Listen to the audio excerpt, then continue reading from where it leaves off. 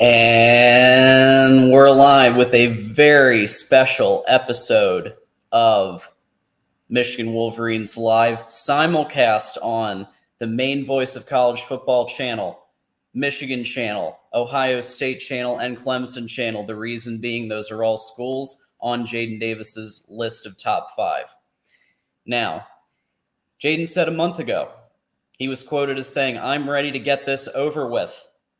Today, it sounds like that's finally going to happen. Folks, this is the Jaden Davis, The Decision special live stream.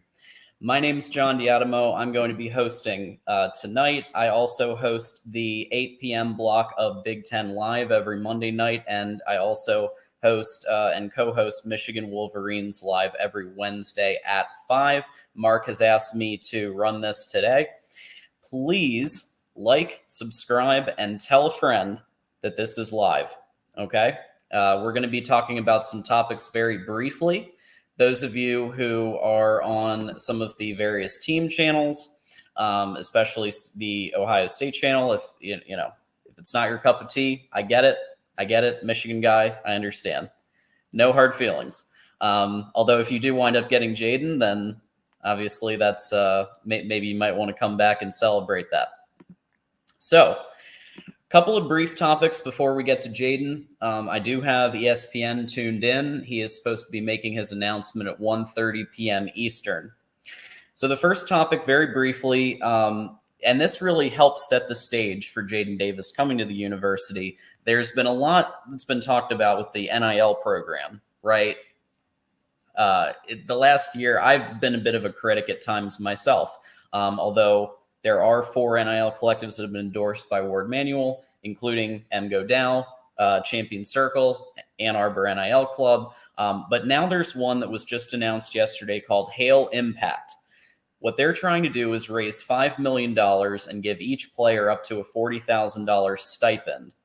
What I'm curious about is what's the minimum stipend that they're going to receive. That I wasn't able to find out, but that is great news. Not only that, but there's been 3 testimonials of the collective already, including Will Johnson, Amarian Walker, and Morgan have all endorsed the collective. And then, of course, some of the other collectives are right here. Again, we will see what happens with this, but this is all very positive and headed towards a 2024 recruiting class that is looking pretty strong. Already, it looks like the 4th ranked. And I do believe that if Jaden Davis decides to come to the University of Michigan, then that's going to bump Michigan up to probably 2 in the rankings. Georgia's still comfortably number 1. Reminder to join our Discord and Patreon. Talk college football all the time. You can go to patreon.com/MarkRogersTV. Support Mark, everything that he does. Support the channel. We are going to be doing a Michigan spring game watch party, and the reason being the Michigan spring game is the only thing it's the only spring game that's happening that weekend. So Mark has decided to do a watch party on Patreon, and it's going to be free for anybody who would like to check it out. So that way you can get a little taste of what the Patreon is all about. The other piece that I think is relevant in the general landscape of what we're talking about, our buddy over at Wolverines Wire, Isaiah Hull, Wolverines Wire USA Today, tweeted this out, and I think that it's interesting. Sharon Moore is now sole offensive coordinator and was quoted as saying, "Whatever it takes to win games, that's what we're going to do, whether it's run, whether it's pass."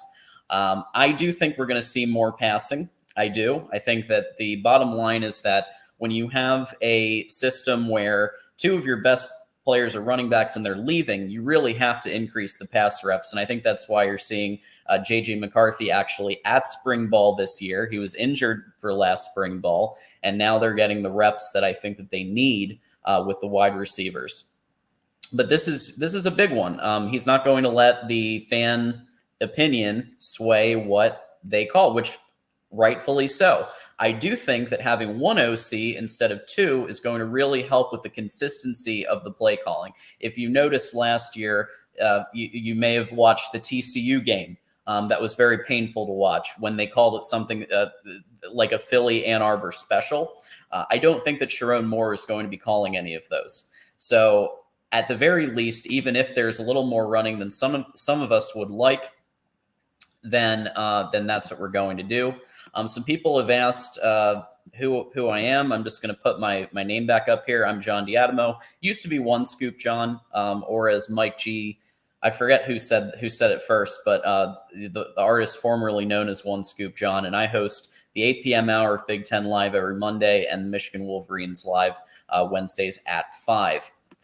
So let's see what some of the comments are in chat before we continue. So yes, Jason, once Michigan gets it all figured out with NIL, the 5 stars will come. Well, there's actually, I think, some conventional wisdom that if Jaden Davis comes to the University of Michigan, the 4-star wide receivers that he knows are thinking of coming to the university as well. We're gonna get to that in just a little bit. Here's Johnny. Yes, thanks, Dave. Thanks for your support. Go Blue and all of that good stuff.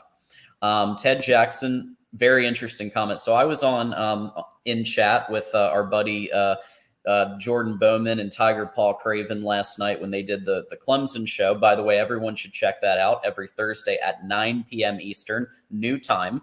But I was talking with a bunch of Clemson fans, and what they told me, and people can correct me if I'm wrong, but basically Clemson kind of cooled on Jaden Davis after Streeter was exited. And Garrett Riley came in as OC for Clemson. Apparently that recruitment cooled down. So he seemed to be underwhelmed for some reason with Jaden Davis, but I don't know why, because I'm going to show you right now. We're gonna go over his stats. So first of all, 247 Sports names Jaden Davis the number 2 quarterback in the class under Dylan Raiola, who I think most have at number 1. Dylan Raiola was slated to go to USC, a majority of crystal balls, but Whitfong just changed his to Georgia. So if our Georgia buddy in here is in here to have a bit of a victory lap, Raiola may be going to Georgia. So that might be an interesting thing. Some people saying wrong account, buddy. I was asked to simulcast on every channel that Jaden Davis has a potential in his top 5, which includes the Ohio State channel, the Clemson channel, Michigan channel. So that when the boss asks you to do it, you do it. And I'm certainly not going to turn away more eyeballs and more exposure on a day as momentous as this one. Jaden Davis has 7 crystal balls to Michigan. That's not counting the Michigan Wolverines live crystal ball that we gave last Wednesday. I was not on the show this past Wednesday. I'm sorry about that. I had an event that I was invited to in Orlando, Florida, so I could not make the show, but Mark and Dre did a fantastic job in my stead, as they always do. So Jaden Davis was named Mr. Football, North Carolina's Mr. Football. He was named Player of the Year, Offensive Player of the Year in different areas. And here are the stats that he has. And keep in mind, it's high school. I get it. But this is pretty remarkable. 12-1, and he actually avenged the loss of the one loss that he had. More than 3,000 passing yards, 43 touchdowns, and a 72.5% completion rate. And now you're going to see exactly why. We're gonna go over some film. We're gonna have a little bit of a film review here, if that's all right with people. Thank you, Mike G. You da bomb. I appreciate you. You're always supportive, and thank you for that. I do want to just mention real quick that you do want to check out the Voice of College Football merch shop, Mark Rogers merch. There is something for everybody. I have my coffee mug and my Voice of College Football shirt on right now. Check the merch store out. There's something for everybody. There's t-shirts, there's yoga pants, there's hoodies. Mike G got the hoodie. There's all kinds of things. Support the Voice of College Football. Get something for yourself. Get something for your friends. Get something for your neighbors, your family, everybody in your life. You can deck out with Voice of College Football merch. All right, let's go to the film.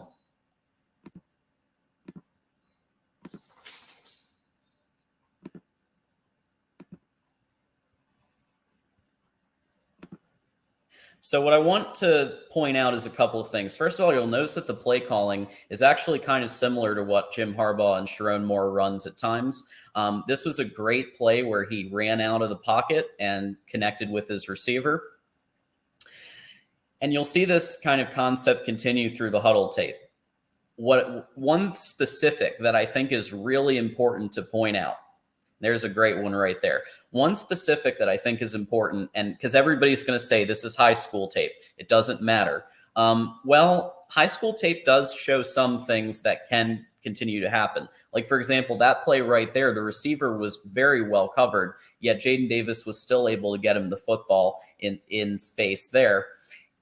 There's another great one right on the bubble there, but it was very close to out of bounds. He got it through. So here's what this tells me about Jaden Davis as a player.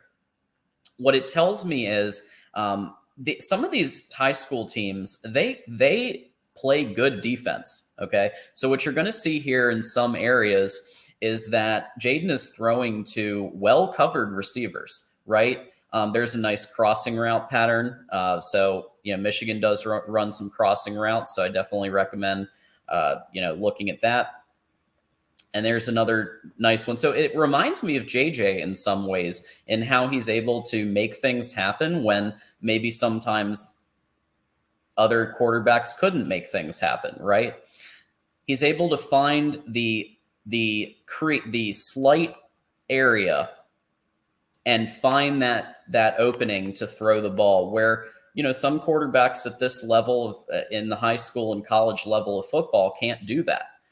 They need an open receiver. We even see this at some of the really good to elite teams. They need like a wide open receiver in order to complete the ball. Whereas Jaden Davis is able to throw the ball to well covered receivers, right? The other thing that, again, you keep seeing, the one difference I would say between what Providence Day runs and what Michigan runs is Providence Day does run a lot of 5 OL sets at 5 linemen, whereas Michigan does tend to run more 6 lineman sets where the tight end is used as a blocker. So you are going to see a little bit of this in the Providence Day film, but it actually is. It's going to, that's something he'll probably need to get a little bit more used to. There's a designed rollout, which, as we know, Sharon Moore likes to, and Jim Harbaugh, they do like to call design rollouts at times. There's another designed rollout. So clearly the coaches at Providence Day thought that Jaden Davis was really good at rollouts. That's fantastic because that means that we can really, that Michigan, if they were to get Jaden Davis, then they would probably add those design rollouts to the play sheet even more than they did. Now, here's a perfect one. That was double, maybe even triple coverage, and Jaden still finds his open receiver. So this is extremely notable. And these are the types of things that you're seeing right in his play. And yes, I know it's high school. People are going to probably comment. Let's look at some of the comments. Yeah, so there you go. Jordan Bowman, he knows his football. Listen to him. If you don't want to listen to me, listen to him. Jaden's a great kid. I know one of his trainers. Shout out to Row Pro Fitness and Athletics. Also worked with Will Shipley when he was a recruit. Okay, so and Will Shipley is a pretty darn good player. So that's a pretty good one. So, yeah, people are salty. People are salty. Now, again, do we know that he's coming? We don't know for a fact. But all of the tea leaves that we've seen indicate that Jaden Davis will be selecting Michigan. If he selects any other school, I will be surprised. I don't know if there are any UNC fans in here. UNC is the school that I'm worried about next because obviously out of all the schools that he's been looking at, North Carolina is 113 miles away. So therefore, it's the closest. And the other wide receivers at Providence Day, they're also looking at North Carolina. So if I had to think of one that I'm still worried about, it would probably be North Carolina as number 2. Ohio State, they started late. Ohio State was going after Raiola for quite some time. So they were really behind the 8 ball and had to play catch up. Now I am opening this up to calls. So if anybody would like to call the show, just make sure that your mic is on, your camera. If you don't have to have camera, but make sure your mic is working. Somebody called in, they didn't have their mic on. So we do need you to have your mic on if you want to call the show. Thank you, Mike. You are so supportive. We love that. Thank you so much. And Jason, I'm all business today. And if you notice, Jason's Harbaugh pick has gotten even closer to his face than it was before. It was already close to his face, and now it's like it's going to get to the point where it's just his nose. I think he's just going to keep zooming in. We do have a caller on the line, LTL Drip. So I'm going to let LTL Drip in. Hello. LTL Drip, welcome to the show. How's it going? It's going good. Thanks for calling in. Do you think we're gonna get Bryce Underwood if from Belleville? I'm assuming you're a Michigan fan, right? Yeah. Yeah. So the answer is yeah, it's very possible. So just because Jaden Davis comes to the University of Michigan, I don't think that's going to stop Bryce Underwood, because remember, like you just mentioned, he's from Belleville, Michigan. Obviously, the proximity is not far compared to schools around the country. And I don't think he's scared of Jaden Davis. I think if he comes to the university, he's ready for a quarterback battle. With his skill set, he's positioned to have. I mean, can you imagine that quarterback battle, LTL? Yeah, that'd be crazy. Those two going at it, I think that would be fantastic. Yeah. I mean, and Jaden Davis, his teammate, the O tackle or offensive lineman, is also like the second recruit in 2025. So I might get him too. Absolutely. Well, I have a banner here where wherever Jaden Davis selects, and we're hoping it's Michigan, but yeah, there are 4 players that I think will move once Jaden Davis moves. And I have them on the screen if you can see it, but 2 of them are Providence Day. So Channing Goodwin and Jordan Shipp. Both have indicated both have crystal balls to Michigan as well. And they both indicated that they would probably come if there was a fit and everything made sense. So they could move. And then you've got a lineman, Andrew Sprague, and 4-star wide receiver / athlete, Amarian Stewart, who literally said, Michigan is at the top of my list. And if Jaden Davis came, it would increase Michigan's chances, because he knows that he's an elite talent, and they actually played together at the McDonald's game, and they had some chemistry. So all 4 of those players would most likely move at least closer to picking Michigan if Jaden Davis were to pick Michigan. And I think the same would be the case if Jaden were to pick UNC. I think they'd probably be more likely to go to UNC, at least the Providence Day. What do you think about that idea of like bringing his receivers with him, kind of like a Tom Brady, Tampa Bay Buccaneers situation? Yeah, I like that. I mean, it would help a lot. And I don't think we have that many like crazy good receivers like we have in. Yeah, go blue. I mean, listen, I understand that Davis is about to commit. Hopefully it happens right around the 130 mark. They're still playing. They're still talking about other things. Oh, it looks like we lost our caller. I still think it's important to talk Underwood, because you have to look at the landscape of the entire team in 2024, 2025, right? So I think, and that's totally fine. LTL, if you want to call back in, feel free, or just watch along with me. Either way. Darren, thanks for coming in from Grand Rapids. Been there, beautiful area.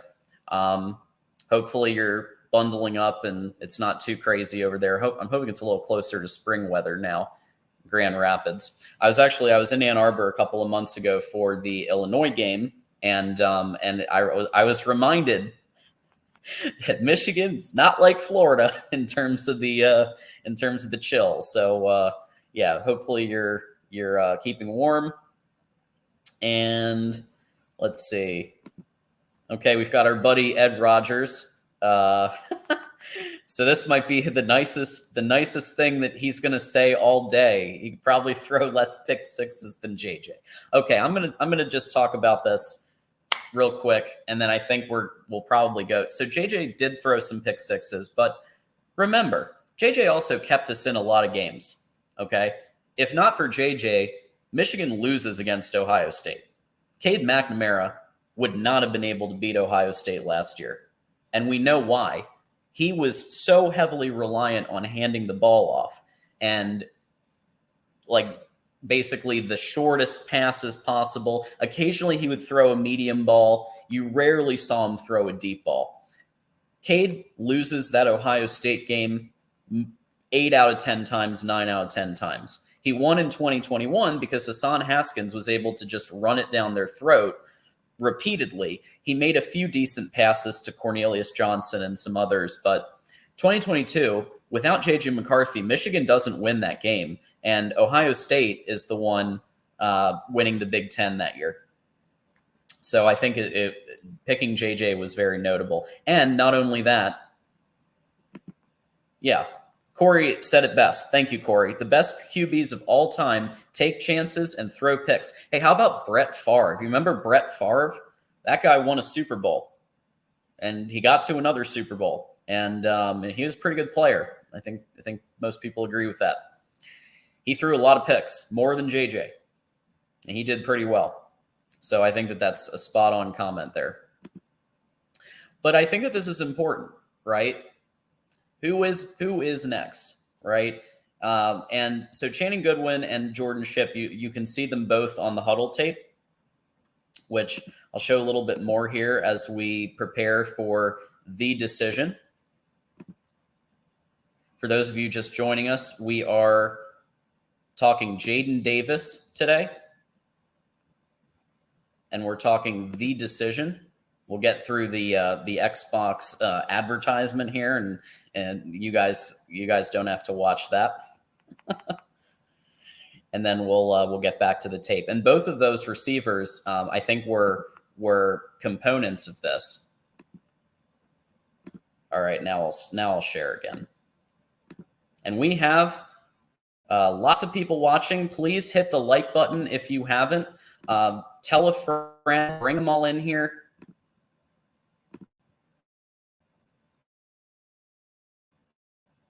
You're going to see both of those wide receivers at various points in this game. There's a lot of plays that you can see here that are similar to what Michigan calls. And again, look at that receiver just beating that defender like that. Dude fell over. He was beat hard. Okay, here we go. And this is a play with the running back right behind him. That's a play that Michigan calls all day. There's definitely some that aren't as much in Michigan's playbook, but I don't know. If you're comparing Michigan's playbook with the others, what looks the closest in this situation? I mean, in my mind, I think Michigan playbook way more than I think Ohio State playbook. And there's just a wide open.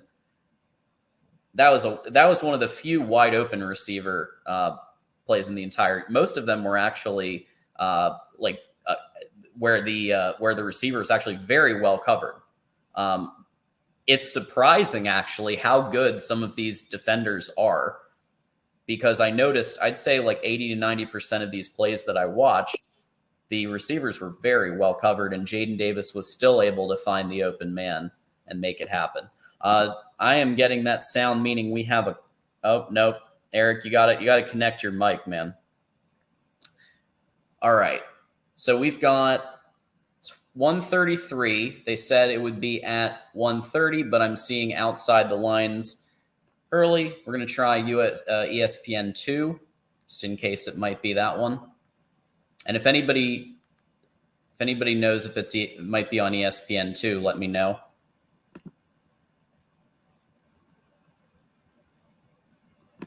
Thank you very much. Yes, my mother is in here, folks. My mother, liking and sharing on socials. We appreciate that. We welcome the Ohio State fans. We welcome them. If they want to hate watch, Come on in and hate watch. That's fine. And hey, you might get him. And if you get him, then we'll probably be getting Buckeyes in here in droves telling us how wrong we were. Yeah, wouldn't that be something? You know, they did do that for real at one point. They did have the Ocho on here.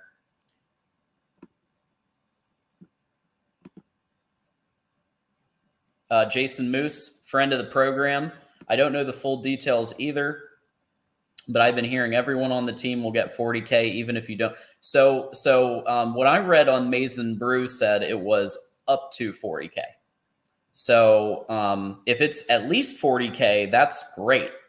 I was wondering what the minimum was, because that's kind of huge. So yeah, if anybody can comment on if there's like another, if maybe it's on ESPN2, just because I'm not seeing it yet. No, because ESPN2 is a basketball game right now.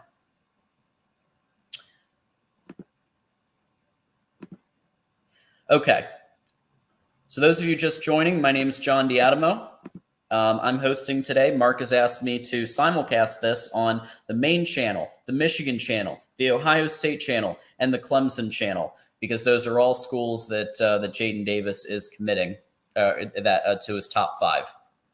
Can't commit to all of them, but they're in his top 5. So I host the 8 p.m. block of the Big Ten show. I also host Michigan Wolverines Live.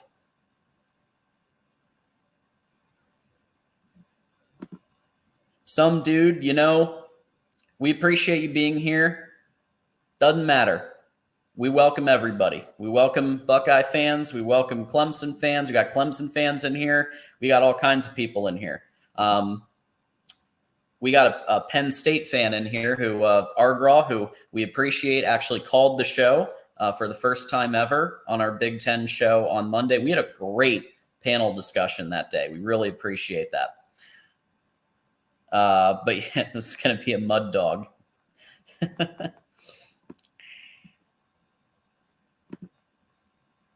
Well, that would be really shocking if he committed to LSU.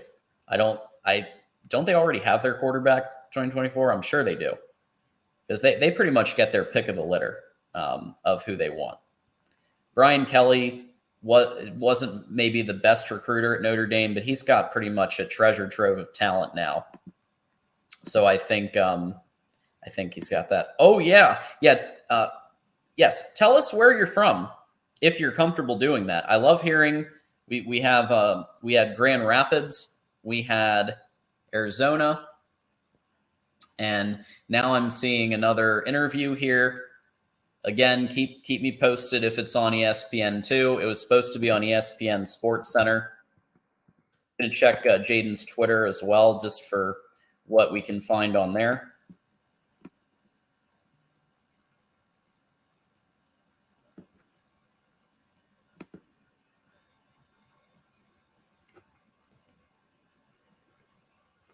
Oh, yes. Look at that. Go Blue from Georgia. Go Blue. Fan from Washington, D.C. So I lived in Washington, D.C. for almost 5 years. And let me tell you something. There are so many Michigan fans in Washington, D.C. I went to the Maryland game at Maryland Stadium, and there were more Michigan fans at Maryland Stadium than there were Maryland fans by far. It was extremely fun. The Maryland fans that were there were very tongue-in-cheek. They knew they were going to lose. They all were having a great time. And so I strongly recommend, once in your life, I know it sounds silly, go to a Maryland game. It's really fun if you haven't already. We got Utah in here. We got Utah. We got Manhattan. I live there too. Where in Lower Manhattan? Well, I won't ask that. Lower Manhattan's great though. I lived in Lower Manhattan. I lived in Brooklyn. I've lived all kinds of places. Another New York. I disagree, James. It was a great time. I went to the Michigan-Maryland game. Matthew Miller. Are you the same Matthew Miller that hosts the Texas show? Who cares? Where he goes, we goes. We got Air Noland. If he goes elsewhere, we about to get okay. So Jaden Davis has okay. Has he dragged it out? Yes, but here's why he's dragged it out. There's real reasons why Jaden Davis has dragged out his recruitment like he has. First of all, he's extremely talented. We just watched 10 minutes of huddle film to prove that he's able to find receivers in a small pocket. Right? He doesn't need a wide open receiver to be successful. He was the number 2 ranked in at 24/7 Sports. He's 5-star talent. Some have him as 4-star, but I think you can see from the tape he is a very, very talented quarterback. And the reason he has delayed his recruitment is because number one, remember what happened? Matt Weiss. He got busted for computer access crimes. And so remember, Matt Weiss was the primary recruiter for Jaden Davis. So he had to meet Kirk Campbell in person. And that's reasonable. If I were in his shoes, I'd do the same thing. You got to meet the guy in person. You got to see the whites in their eyes. And you've got to understand like what the team philosophy is going to be in the future and where he is going to fit in. And so for those reasons, I think that's why he's announcing now instead of, I don't know, a month from now or a month ago. He's announcing just a week and change after he was in Ann Arbor. So I think that the timing of the announcement right before the spring game is huge. For those of you who are joining us, we're covering Jaden Davis, the decision, and we are awaiting that decision here. Let's see.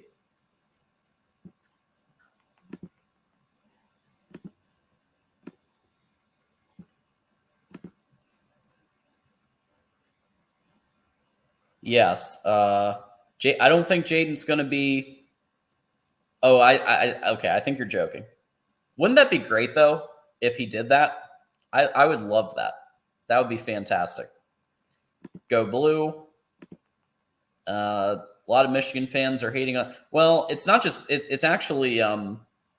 It's also non-Michigan fan. Okay, coming up, decision day.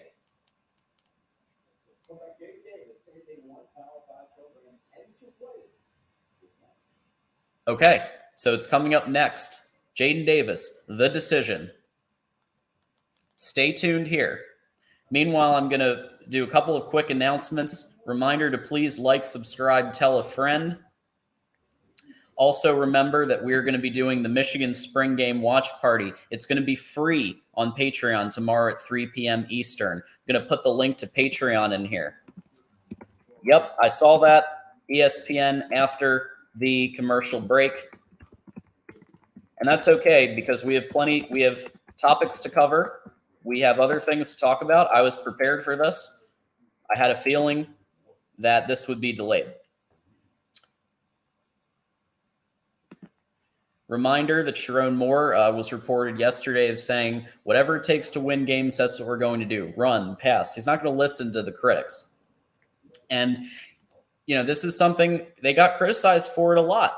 But I think the criticism, at least from the higher levels, like my criticism was less about we need to pass more. It was from a place of concern that I was worried we didn't get the proper passing reps in practice. We didn't get the proper passing reps because J.J. McCarthy was out the entire spring. He was also competing with Cade in the fall, so he split reps with the ones. That's a problem, right? You need to gain that chemistry over time. So unless the teams were Hawaii or Western Michigan, we really didn't see JJ unleash until the Ohio State game.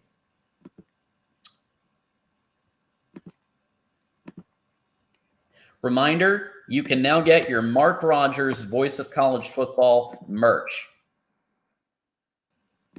There is something for everybody. So I have already gotten my first batch here.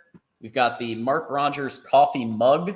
I'm demonstrating it for you live. You've got the hoodie. You've got the shirt. There's candles. You can light a candle and make all kinds of jokes about that if you want to. Tote bags, phone cases, pint glasses, laptop stickers, hats, slip-on canvas shoes, There's even swimming trunks. You can get yourself some Voice of College Football swimming trunks. Showcase the channel while you're out at the pool. Yoga leggings and beyond. So check out the merch store when you have a second. It's really good stuff. I'm going to put that in the channel as well here in the chat.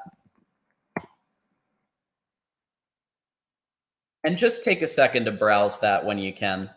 It helps Mark. And listen, the guy is, he has so many different channels he runs. He brings some of the highest quality guests that you can bring in the media. And I just think, even if you can just get yourself a couple of bucks worth, I think it would really go a long way. You can also, of course, click our Amazon link, which I have here. So all of the things are in the description section, so you don't even have to dig around for them. It's all right in the description. When you're shopping Amazon, consider clicking the link. It takes 2 seconds, and then just do your shopping. And then a little bit of that goes to the Voice of College Football and everything that Mark does to make this channel go.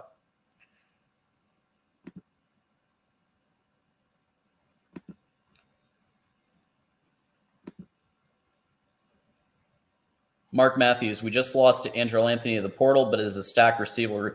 Andrell only broke off in the Michigan State game. That was really the only game he made an impact. Otherwise, he was used kind of as a blocker, but he really didn't have his opportunity. He was given opportunities to shine. He just dropped the balls. So, you can blame that on Bellamy. You can blame that on whatever the case may be. Mark could not join us today. He's asked me to host the show, live watch along. And here, calling in, friend of the show, Jason Moose. Hey, Jason. What's up? Hey, it looks like we're about to get the announcement here any second. Yeah, I wanted to call in before they announced. Big day, isn't it? If Michigan gets him, then that really does. Oh, yep, he's got he's at the table. Okay. So What channel is it on? It's on ESPN. Oh wow. Yeah. I'm missing it. Hold on.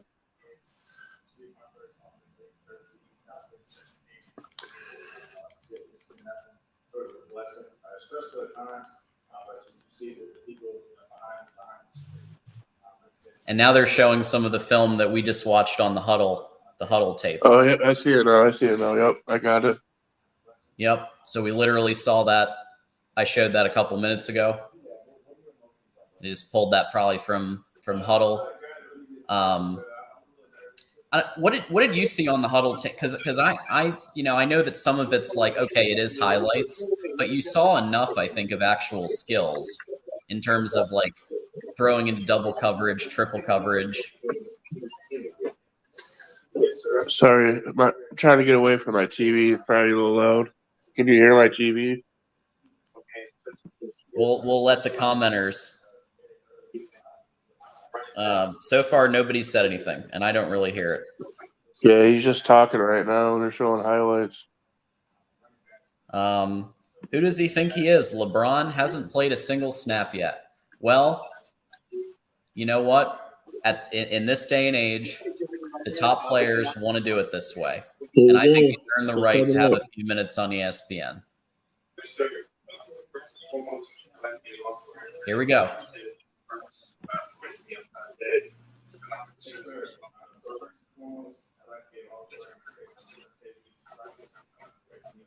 Okay.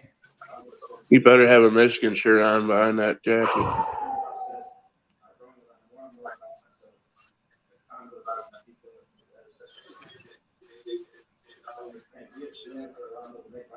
Okay, they're having a prayer first. Well, he wasn't even considering Ohio State. I thought Ohio State was on the list. It is. I just don't think they typed it in. It's probably fifth.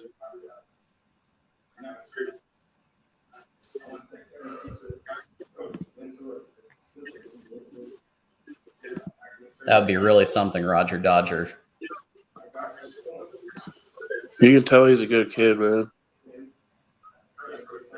Okay, they're tearing up. I mean, this is emotional. This has been years in the making.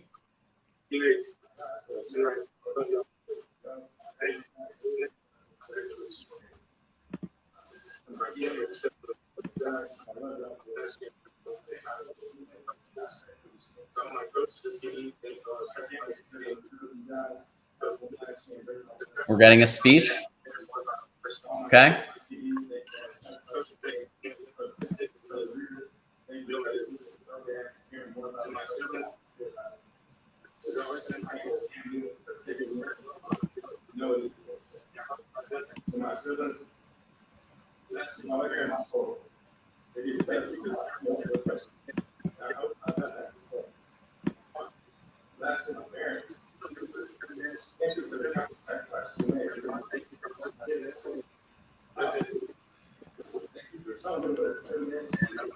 What about getting a decent QB?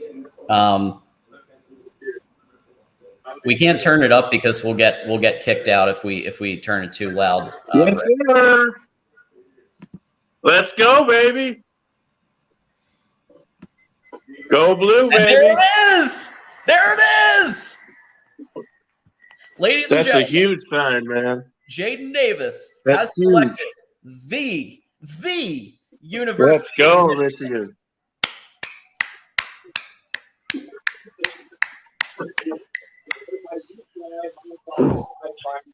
This has been the most drawn-out process. We've talked about it every week. My day is complete now, man. Those of you who are at work, he's going to Michigan. There's no there's, you know what? There was a little bit you don't know until you know. UNC was in the mix. Some others were in the mix. And I do believe, Mr. Jones, that this will take Michigan to number 2 in the overall recruiting class. And not only for sure. that, We're definitely going number 2. but Jason, you see, I've got the 4 recruits on the screen here that I think will follow. So everybody's going to want their day in the spotlight. So you're probably going to see that. I don't know if they're going to be on ESPN, but everybody's going to have their Twitter. Here's our announcement. Channing Goodwin, Jordan Shipp, Andrew Sprague, and Marion Stewart. Channing and Jordan, they actually were at Providence Day with Jaden Davis. Well, Channing's definitely going to Michigan, especially now after Davis just signed or committed. Absolutely. We got Jordan Bowman on the line. What's going on, guys? What's up? Hey, congratulations to all my Michigan fans. Great pickup. I'm a huge Jaden Davis fan. Think he's a great kid. And I've been familiar with him for a few years now, so it was really cool to see him. Just kind of see that dream be fulfilled. So, what do you guys think? I mean, I know you guys are excited, but yeah, you got a really talented one coming up to Ann Arbor. So. And we've been getting a lot of hate too, man, about Davis. So eat that, all you haters. You guys ain't getting Davis. Yeah, there was all kinds of stuff. I think Ohio State fans were really excited for a minute there when Ohio State ramped up the recruitment, but I think they were behind when, because they were after Raiola for a while. Yeah. And then I don't know what happened, but Raiola decided to focus on USC and Georgia and Nebraska. So I don't know what happened there, but they were definitely behind. But is it true that Streeter was interested in Jaden Davis, but when Garrett Riley took the position, things kind of cooled off a bit? That's kind of what I was hearing from your buddies in the chat when I was on last night. Yeah, more or less. It kind of the recruitment was already kind of cooling off when it was clear that Jaden was, he had been to Michigan a million times. He had camped at Clemson a bunch of times too, but it was clear that he was trending that direction. And so the recruitment kind of was cooling before then. And then when the offensive coordinator change happened, that pretty much solidified it. And, just Garrett Riley didn't really have that relationship there. So it would have been a really difficult thing to try and get back into that recruitment. And he he had already built a relationship with, Texas quarterback Aaron Noland. And so Clemson has kind of shifted their focus to him. But no, Jadyn is a great kid. I don't anybody that's hating on him. I think he's a phenomenal player. He goes to a really good. I first learned about Jadyn Davis because he transferred into Providence Day. He was originally at Fort Mill in South Carolina, and he started as a true freshman, before he got hurt. And then he also played. He started as a sophomore as well, and really that was kind of when he burst onto the scene. And I was really familiar. Fort Mill is really close to where I'm from, so I knew about him. And he's a kid that has just gotten better every single year of his high school career. He was thrown into the fire early, and he continues to get better. He's a really just kind of about his business type of kid. Just really humble, as you guys saw on the broadcast. He comes from really humble beginnings, and he has a great support system around him. And he's always been about his business. So he's gonna come to Michigan, and he's gonna be about his business. He's going to work and continue to grow and get better. I think I'm really excited to see what he looks like in his senior season. But no, he's just a phenomenal kid, and just everything. I know his trainers over at Road Pro. They love the kid. He's worked with them a very long time, and so and they do really good work over there. So he's a kid with a great support system, really smart, and he's going to be a really great addition for the University of Michigan for sure. Those of you, sorry about in chat, we're I guess looks like Nightbot got turned on, and everybody's just excited. So I think it's mistaking it for spamming. Yeah, Trosper, it's Nightbot. It's not a moderator. So. Yeah, Davis looks like a humble kid. He looks like he's going to be a pretty good kid for Michigan. And what I love about his game is, he's kind of undersized for the position, but he doesn't play like it. He plays like he's a 6'4", 6'5" type quarterback. He stands in the pocket. He kind of reminds me a lot of Bryce Young and how he can move, but he doesn't. That's not the primary part of his game. He does really good on the run. He kind of plays with that gamer mentality that a lot of great quarterbacks we've seen in recent years have. So I think he's really going to fit Michigan's system really well, because he's going to stand in the pocket. He's going to make throws. He doesn't have the biggest arm, but he can make every throw that you ask him to. And so I think that's going to be the coolest thing to see is how that progression goes. Because he plays big, and he's a kid that's all about his business, and he's just continually gotten better. He works hard. You're not going to have to worry about him on and off the field. He's going to do what's asked of him. So just really, really awesome kid for sure. And Torrance Jones, very excited. Who's got it better than us? Nobody. Tiger Paw, your buddy Tiger Paw. What's up, TPC? That's my co-host over on the Clemson Voice of College Football channel. We go live every Thursday at 9 p.m. Formerly 7, but we had to make a time change. So if you guys are interested, want to hear more about Clemson and what's going on around the program, make sure you guys tune into that live show every Thursday, 9 p.m. With me and Tiger Paw Craven. Really good show. You learn a lot. So we welcome all fan bases, even if you're not a Clemson fan. So make sure you guys check that out. Yep, got you a banner there. It's called the All In Show, right? Yes, the All In Show. Make sure you guys tune in. It's really good stuff. We talk about Clemson and everything going on around the program. We had a segment the other night. We were talking about our best, our favorite games pre the 2016 championship. So we interact with the live chat, and really feed off of that as well. So if you guys want a show where we're reading all the comments and really interacting with the chat, then this is the show for you. So make sure you guys tune in and check that out. Yeah, it's a great time, and everybody, the real MVP has said go blue. Oh no! So if there is any just happy to, like, if you weren't happy enough already, the SEC guy is saying go blue.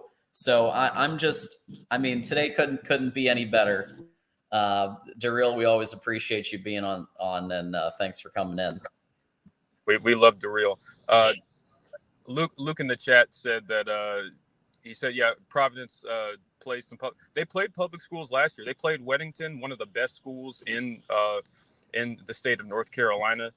The same high school that Will Shipley went to, really good pro. They beat them by 20 points. I mean, because Providence Day, yeah, they're a private school, but they're an independent. So, they don't play in a conference. They schedule some of the best schools in the state of North Carolina. So and they handled almost all of them. They lost one game this past year. They destroyed Charlotte Latin, another great school, private school. They recruit. And so it's, yes, he's got a great team around him, but I think he plays, I think his game is really going to translate. And I think he plays some of the best competition. Yeah, he's very accurate. He has to offer. Yeah. High completion percentage. And I think that and everybody says, well, it's high school, but the thing that translates, I think, to college is that he's able to find these pockets. And these defenders are doing a great job of covering Providence Day's receivers a lot of the time. Like, that's what I really was kind of impressed about. Like, they weren't wide open on almost every single play on huddle. It was like at least single coverage and a lot of times double coverage. And Jaden was still able to find the small pocket needed to complete that ball. And that's not just a high school throw. That's a college or NFL throw at times. Yeah, he's got next level throws for sure. Absolutely. And even going back to his days at Fort Mill, he was in the second highest classification in the state of South Carolina. And he had his moments where he struggled, but he was a sophomore. Right. And he got better, and he continually has gotten better. And then he transferred into Providence Day, to further, get better at his craft. They have a great support system, great coaches over there. That program has won a lot of games for a very long time. And he's only gotten better, and he's playing some of the best best talent in both Carolinas. So I have no question about his ability to translate his game over to the college level. I think he's a great player, and he's going to fit what Michigan likes to do. I mean, you can see how well he throws on the run. He's not looking to make plays with his legs, but he uses his legs to create opportunities in the passing game. For sure. I mean, to me, he reminds me of a smaller version of JJ, to be honest. He does. Yeah, a lot of his play is like JJ. Some of the play calling is like Michigan's play calling at times. You just saw a crossing route right there.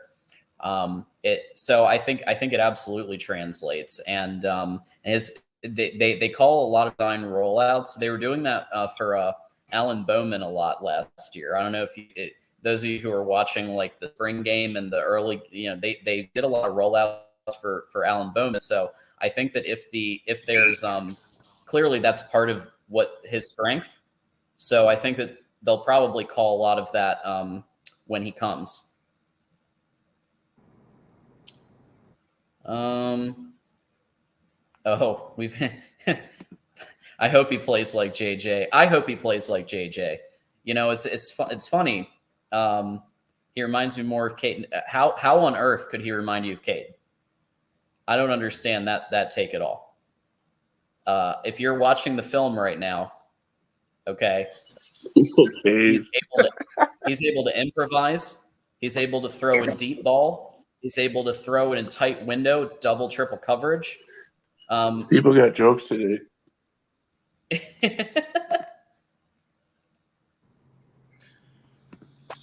Well, not only that, but okay, so the 12-1 record's pretty good, and they avenged the one loss that they had. The stats show it all right here. And again, I get it; it's high school, but that's a pretty impressive. A lot of these yards, a lot of these touchdowns that are on the banner, you're seeing here, and they're not easy touchdowns. don't misunderstand. These players on defense are doing a great job of covering on most occasions. There's a few wide open, but I'd say 90% of these plays, the receivers are not wide open. There's at least one covering, and in some cases 2 or 3. So those touchdowns were not easy in every case. Yeah, no, I don't really see Cade McNamara but so Jordan, you've covered a lot of football, and you've seen some of the best quarterbacks in history with Trevor Lawrence and Deshaun Watson and things like that. Have you seen a precedent with the really good quarterbacks that they bring some of the band along with them? Because there's 2 in particular, Channing Goodwin and Jordan Shipp, who are both Providence State 4-star wide receivers that have crystal balls to Michigan. And now that Jaden has committed, I mean, is this something where it could actually help the passing game get a little bit higher level than it has been the last few years? Well, yeah, absolutely. And, a big example, the Michigan fans listening to this probably aren't going to like this comparison, but, look at Kyle McCord and Marvin Harrison Jr. I mean, high school teammates, that connection happens, all the time. I mean, a Clemson example, I know that it's funny to talk about now, but DJ Uyunglele and Bo Collins coming in, high school teammates at St. John Bosco, and they certainly had a lot of chemistry. DJ had his struggles, but him and both very much had that chemistry, and they were, Bo was one of his most reliable targets. So it definitely helps, with the transition to the college level. I have no doubt that he'll probably be roommates with one of those guys if they end up coming. So it really helps to have somebody that and you're really familiar with, from day one, because you're joining a team full of guys that you've probably gotten to know some of them through your recruitment, but these are largely guys you are unfamiliar with. You don't really have that camaraderie with. So having, guys that from back home that you're very familiar with definitely helps that transition. So, to get, and Michigan does end up landing Channing Goodwin and Jordan Shipp, that would be really huge. One, because of the camaraderie, but also they're just really talented football players. They are great receivers. So, I think it'll be very beneficial for Michigan if they're able to land these 2 guys for sure. I'm pretty sure that we're going to get Goodwin. He's 100% crystal ball to Michigan, so I'm pretty sure we'll get him. Yep, trending that way. So even just getting one guy would be really awesome. So it helps a ton for your young quarterback and having that familiarity. You're going from North Carolina to Michigan. I don't know the mileage between the 2 states, but off the top of my head, but it's obviously, if you have ever looked at a map, it's pretty sizable distance. So just having that familiarity definitely helps in a new place. And, just you're starting college for the first time, not just from on the field, but, just making that transition to college life in general, being a student, having guys that, and you basically already have friends that are looking out for you and helping you. So, it'd be really cool for Michigan to make that, if they were able to make that happen. Well, and the dorms are a lot better nowadays than they were when I was there. So they've spent a lot of money. They've spent a lot of money making those buildings really awesome. Yeah, I talk to Clemson, older Clemson alumni all the time, and they are just like, every time they visit the campus, they are just in shock. Clemson has had a ton of construction over the years, and their newest housing, Douthit Hills is like, it's like nothing compared to like the shoe boxes and the high rises that a lot of older Clemson alumni are familiar with, and it's crazy what football success does to a university, and how much money comes in, and all the new applicants. I bet Michigan has seen. I know Michigan's already a great school, but I'm sure they've seen an influx in applicants. Since the 2 college football playoff appearances. Just being good at football, brings a lot more interest in a lot of other areas to your school. So definitely, you know this. Yes. And I really do think that in order for Michigan to take that final step, because currently I think it's now at like a Lincoln Riley level, where Lincoln Riley was at Oklahoma, was winning championships and getting to the playoff. But how do you get to that Dabo Swinney level of actually winning titles? And I think that having a pass game with more of a pulse and a quarterback at the level of a JJ or a Jadyn Davis and these 4-star wide receivers that might be coming now, I think that might be the missing piece that Michigan just hasn't really been able to kind of hit that next gear. What do you think about that? Oh yeah, for sure. And I mean, I think you're already seeing it come to fruition. I think Michigan really showed glimpses this past year of what that passing game could be. I mean, they are not lacking for talent at the skill positions. And, JJ McCarthy was a really highly touted recruit coming out of high school. And he certainly showed off that arm talent a lot this past season. So, I mean, I think the pieces are already coming together. Michigan has developed extremely well in the offensive line. And the defense has been really good these past couple of years, and it looks to continue. The development on that side of the ball has been really, really good. So, I think it's all coming together. And now that Michigan is they're seeing their recruiting start to pick up as well. I mean, that's kind of the formula. That's kind of how it goes. I mean, when you go back to Clemson's ascent into a national power, I mean, that's where it started. I mean, they made the right hire on defense. They had the talent at the skill positions. All they needed was, that game-changing quarterback. And, Deshaun Watson coming in, that he was the guy. And he was the one that got Clemson over the hump. And True. And then from there, it parlays into more success on the recruiting trail. You don't land a guy like Trevor Lawrence without having the kind of success that you did with, Taj Boyd and Deshaun Watson before him. So just building that credibility with recruits, it's like I can go here and win and compete for championships. I mean, it goes a long way. And you probably know that another thing that will most likely help the passing game is the fact that the starting quarterback is actually playing spring ball this year. JJ McCarthy was out the entire spring with an injury last year, so he wasn't able to generate that chemistry with the top wide receivers. And then in the fall, he was in a quarterback competition with Cade, so they were splitting reps with the ones. So that has a bit of a role when you're trying to get your starting quarterback set up for success, and now JJ has all spring, all fall with the ones to be able to build that chemistry. I mean, how do you think that's going to improve it even in the games coming up in 2023? Yeah, it makes a world of difference, going into an off season, just knowing that you're the guy, and also and having, just all of your whole crop of receivers. They know you're the guy. You know what the mission is. Everybody's on the same page. They know what everything is going to look like when the fall rolls around. It makes a huge difference as far as how you prepare, how you practice, and just everybody's working towards a common goal, not really worried about where's my place on the depth chart. Am I even going to be playing? So it makes a world of difference. So I'm really excited to see what Michigan looks like this fall. I mean, ton of production coming back.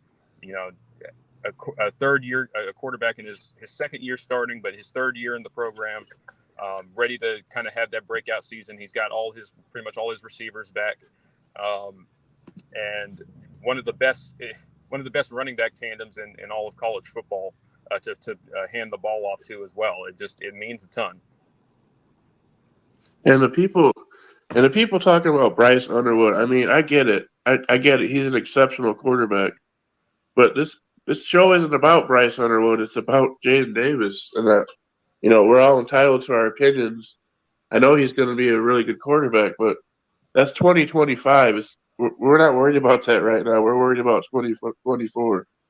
And we got what we're going after right now. So Yeah, everyone's saying, "Oh, Underwood's going to he's going to take James' spot." He might do that. I mean, that remains to be seen. But right now, we're not worried about Underwood. We're worried about Davis, and he just committed. So that's huge for us. It's huge. Let's embrace that moment. I understand, however, like people want to look at the top overall quarterback of 2025 and like speculate there. I get that. I understand but here's the thing. They could both come, right? Yeah. And there's actually a good chance that they both will be in the 2025 fall situation.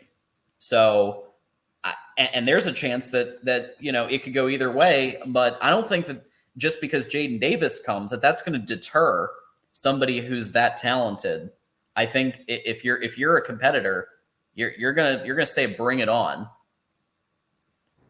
100%. I mean, and that's the goal. That's the formula. Now, Exactly. You have to stack quarterback talent. I'm worrying about a guy in a completely different class when you're pursuing your top target in your current class is silly. There's not a single program in college football that's doing that right now. It's like, oh well, this guy looks like he really wants to come here, but there's a guy in this other next year's class that we really like as well, and we don't want to make him upset. No, that's not how you do it. I mean, look at Georgia right now. I mean, they've had 1 5-star, 2 4-stars on the roster, about to pull another 5-star, possibly potentially in the 2024 class. And Dylan Raiola. I mean, the championship programs are stacking quarterback talent. It's every class. That should be the goal. Are you going to have transfers? Probably. It's inevitable, but you'd rather have that guy on your roster sitting on the bench than on one of your competitors' rosters anyway. So I don't get the mentality of worrying about a guy in a later class and not pursuing a guy in the current class because you're worried about ruffling some feathers or maybe deterring them. Because I mean, the guys that would be deterred by that are the guys you don't want in your program anyway, if you're trying to build that competitive culture. So and we know Harbaugh's all about meritocracy. He was so into competitive culture that he literally gave Cade McNamara an entire game, and then JJ McCarthy an entire game to battle it out on air. Like it wasn't. Yeah, we know what happened, don't we? Yeah. One of the most transparent quarterback battles in history. 100%. Yeah, it was quite a spectacle, but it's how you. It's one way, but it's how you develop that talent, and not that talent, but that competitive culture. And you're not going to be winning championships if guys are scared to compete, because at the end of the day, it's not just the quarterback position. You're doing this at every single position on your roster. You're trying to stack talent, bring in guys for that competition. If a senior is thinking that he's going into the season as the starter and doesn't have to work as hard and doesn't have to really put in that effort, then that's not the kind of culture you want to be fostering. They should be worried about that upstart true freshman coming in who's really talented, coming in and taking his spot. So it's extremely important for Michigan, to keep stacking quarterbacks, and all programs that are serious about winning national championships to stack, talent at the quarterback position, every class, preferably. So, well, you got some love in the chat from the Rod Farva. Yeah, that's my dude right there. And he made a good comment. NIL has changed everything in recruiting. We've already seen players pick a school. And I'll give examples. Texas A&M and Miami, especially Texas A&M. They Don't go forget Oregon and Miami. And 1 year. Yep. It can fall it can fall apart really, really fast and come back to bite you. So yeah, definitely. I will say they're making strides, and I was very critical about Michigan's NIL because I believe that there should be a system in place where every player gets at least something, just like Iowa has, Nebraska has. But it seems like with the new NIL collective, Hail Impact, so they're looking to raise $5 million, and each player, and this was reported by Mason Brew, that That's each right. player is going to get up to a $40,000 stipend at least. So I think that's great because it establishes a baseline.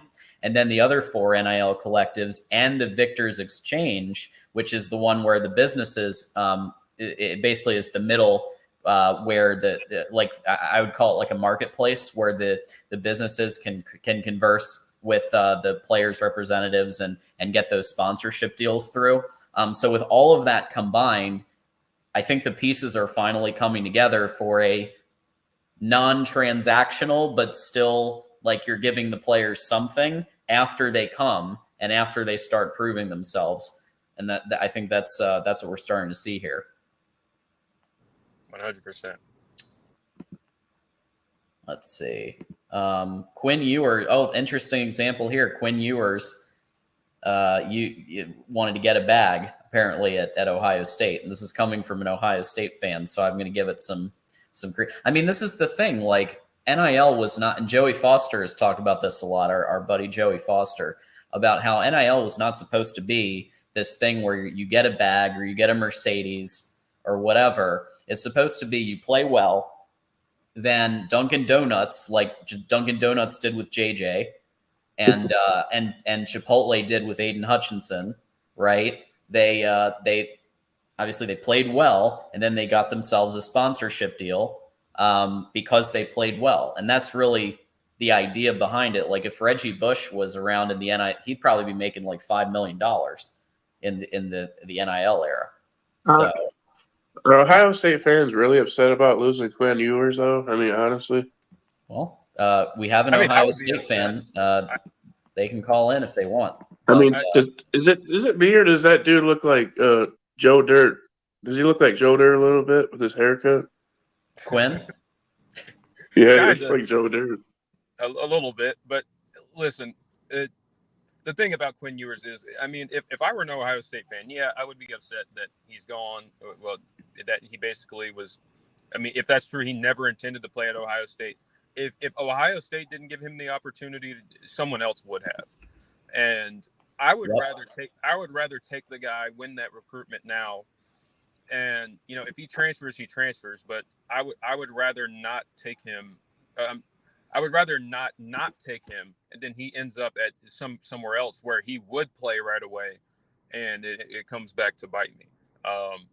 So, I mean, I don't remember Quinn Ewers' final top. I don't remember his top schools, off the top of my head. But if Ohio State didn't take him and give him that opportunity to reclassify, someone else would have. Well, it does look like Air Noland is a very likely candidate for Ohio State in 2024. 4-star, seems like similar ratings to Jaden Davis. Maybe not quite as high, but pretty similar. Looks like he's got a warm interest. Landon O'Connell as well. So I think they'll be okay. I think you guys will be, Ryan Day. The 2 areas that I've never worried about with Ohio State is quarterback and wide receiver. Have they formally? Because I know he was supposed to visit Ohio State. Did he visit them this past week, or is he visiting them this weekend? Aaron Nolan, because they hadn't extended. I know they hadn't extended an offer, but it was expected he would get one when he visited. I don't remember if he visited this past week or he's supposed to visit this weekend. But yeah, that's the recruitment that's really it's turned. I think it's an Ohio State, Miami, Clemson battle right now. So that's the recruitment that's kind of heating up. So we'll see how that goes. I think he's deciding on April 8th.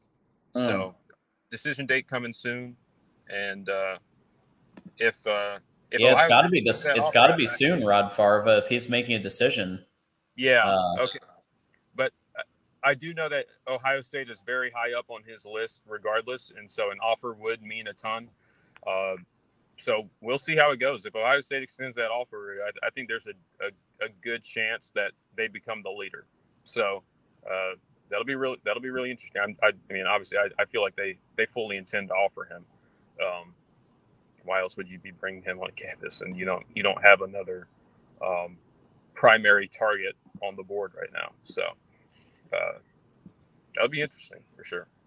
Well, for those of you just joining us, the big news: 2024 5-star quarterback Jaden Davis, ranked number 2 in 247 Sports, and highly ranked in others too. He is selected officially the University of Michigan. Not exactly a giant shock. All the tea leaves were headed there, but there was still there's until it's official and he announces it on Sports Center, you don't really know fully. There's always that lingering, oh, maybe UNC gets in there or whatever. So I think a lot of Michigan fans breathing a sigh of relief, like, okay, it's finally over. Yeah, it's there's nothing like that. I know I am. Of a guy that you really wanted, that you've been recruiting for a really, really long time, and it's been widely assumed that you're going to be the one that wins out in that recruitment, but it's been a long time, and it's just been kind of building up. That buildup has been really festering, and it kind of makes you overthink things, and you're like, oh man, what if this school comes in? What if a bag gets dropped at the last minute? And so it's definitely a stressful process, for a lot of fans that follow recruiting. But I bet it's really for a lot of Michigan fans right now. And, they're getting a really good quarterback. So I'm excited to see what he hasn't signed yet, but he's built that relationship. I would assume. That's what I was worried about the whole time was why is Davis dragging us out? What's going on? What's going on in his head? It's like he needed to meet Kurt Campbell in person. I think if he's so certain, why is it taking so long? Yeah, if you're being recruited by one guy primarily, and then that guy gets busted for computer access crimes, you got to meet the next guy. Probably in person one time before. So I do understand that part of it. Do we know officially what those computer access crimes were? Because I think he accessed somebody's. It wasn't like the worst possible scenario. I think he accessed somebody's account. Was he watching porn or something in the library or what? I think he accessed somebody's account or something. It was enough to fire him, but not enough where it's like. Yeah, I think that's all it was. So I just find the term computer access crimes hilarious. It's really funny because and when you hear that, so many things go through your head. Yes, the same thing went through everybody's head when we heard that, and luckily it wasn't that, and it was seemingly something else. But I do appreciate. Listen, Rod Farva, we appreciate a sensible Ohio State fan. Mark Rogers is the same way. He's very he looks at all angles, and we appreciate. I can have conversations with Ohio State fans that are sensible, and this is very true. I mean, Michigan is hitting the areas that they need to hit to make it into the Ohio State, Alabama, Clemson, Georgia conversation of that top tier team. With a move like this, with some of the other receivers that look like they're going to come now in the next couple of days or weeks. So that's very appreciated, and we'll see at the big house, obviously. Yeah, no, Rod he's a great guy. Really, really awesome to talk to. Clemson certainly has had their run-ins with Ohio State in the past. Yes. There's a lot of tension between those two schools and fan bases, but he's one of those examples of not everybody in a particular fan base is just awful, and you don't have to. You can be civil and talk college football, because at the end of the day, we're all college football fans. So absolutely, we are. Sure. I think that's a great note to wrap on. So Jordan, appreciate you calling in from the car. Hopefully, staying safe. Yeah, I am parked. I took an extended lunch break, so I probably had to get going soon anyway. But I appreciate you for having me on. Once again, to all the Michigan fans, congratulations. You're getting a really awesome kid and an awesome quarterback. So thank you, sir. Yeah, Best of luck. Jordan, we appreciate you. And check out the Clemson All-In Show Thursdays at 9 with Jordan and also Tiger Paw Craven, who was in chat a little while ago. And we appreciate you guys coming by and supporting. Thank you, John. Talk to you guys later. All right. Bye, Jordan. All right, Jason. Any final thoughts from you, sir? I'm just happy to be a Michigan Wolverine. That's pretty much all I can say. It's a big day for us. Let's go and go blue. Thank you for having me on. Absolutely, Jason. Thanks for being on. Go Blue. It's great to be a Michigan Wolverine. Yes, sir. All right. Erica Goldberg, yes. I was hoping you'd show up. Iowa fan, thank you so much. I appreciate you. And we'll hopefully see you Monday night. Reminder that every Monday starting at 6 p.m. is the Big Ten live show. So Mark Rogers, voice of college football, handles 6 to 8 Eastern on Mondays. And then we have guest hosts from 8 onward. I've been handling a lot of weeks, but I hear a rumor that maybe we'll have some others coming up here soon. So definitely come by and hang out with us on Big Ten Live Mondays at 6 p.m. Eastern. And until next time, yes, we should be back to normal time unless Mark wants to chime in that it might not be. I'm pretty sure it's going to be normal time, 6 p.m. to 8 p.m. with Mark, and then 8 p.m. onwards we'll have either myself or we'll have another Big Ten host that'll be taking that block. And thank you from the Ohio State side of things. Really appreciate that. And look, there's fans, in college football, there are fans who are reasonable, and there are fans who are a little bit more of the diehard, type folks. And in terms of everything about Michigan is terrible, etc. And we've seen examples of both of those today in chat. And so we appreciate all perspectives. And as a moderator, you'd be astounded when I moderate chat at the amount of comments I let through. The number one comment I let through. Can anybody guess in chat what the number one comment I approve is? We'll see. The answer is Michigan sucks. That's the one that I approve the most. Is Michigan sucks or something about me or something about whatever. So we let things through unless they're really, really, really, against the guidelines and everything. So yes, that is, Michigan. It's usually something about Michigan. And I let it through because this is a free country and you can say what you want about teams and you can say what you want about, but at the end of the day, as long as it's about teams and it's not personal attacks, then, we let it through. So anyway, like I said before, Mondays, 6 o'clock will be the Big Ten live show. So definitely check that out. Wednesdays, catch me at 5 p.m. every Wednesday for Michigan Wolverines Live. Thanks, everybody, for coming in and supporting. And until next time, go Blue.